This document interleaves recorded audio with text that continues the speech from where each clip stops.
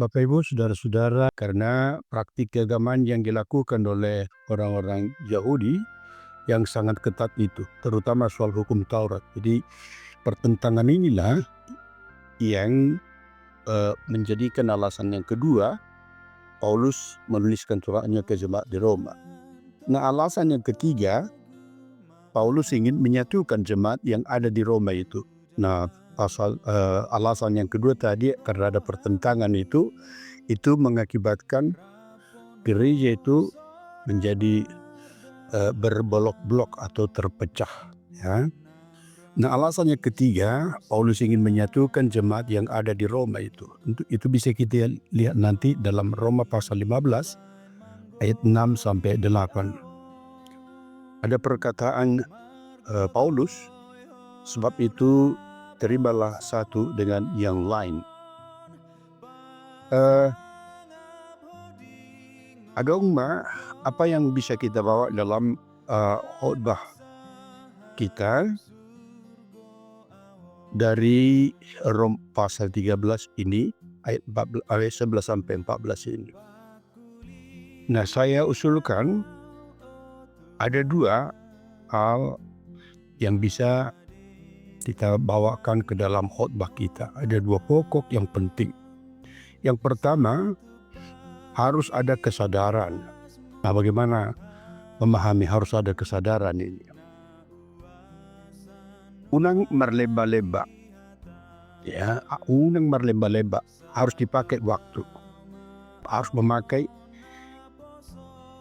tiki, pakai tikim sonari, ala sonari, hari hasyangan, hari selagi selagi hari masih siang. Nah, jadi Paulus menyadarkan supaya memperhatikan tiki, ya. Unang marhira nasotudia, apa maksudnya itu? Jadi jemaat itu disadarkan supaya mereka jangan tidak memakai waktu, tapi waktu ini adalah berkat, waktu ini harus dipakai oleh jemaat-jemaat baik dari kalangan Yahudi maupun dari non-Yahudi, ya. Selagi hari masih siang, mari kita mengerjakan keselamatan kita sebagai orang percaya. Nah, itu yang ditonjolkan dalam kitab ini, dan ini menjadi pokok yang pertama untuk kita bawakan dalam khotbah. Nah, bagaimana jemaat memakai waktu, bagaimana jemaat sadar bahwa waktu ini adalah pemberian Tuhan. Jangan hanya untuk bertengkar saja dengan hal-hal yang tidak menyehatkan jemaat, ya.